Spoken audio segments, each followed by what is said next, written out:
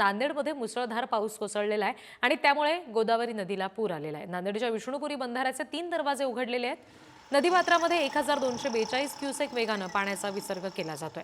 नांदेड शहरातील होळीवरच्या पुलापर्यंत पाणी आलेलं आहे।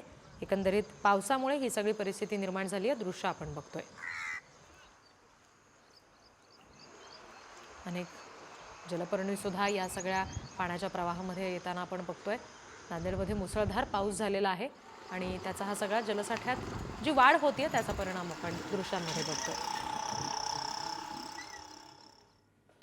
तर नांदेडमध्ये दमदार पाऊस झालाय। अनेक सखल भागात पाणी साचलेलं आहे। गोदावरी नदीला पूर आलाय, त्यामुळे नदीकाठी राहणाऱ्या गावांचा संपर्क सध्या तुटलाय असं समजतंय।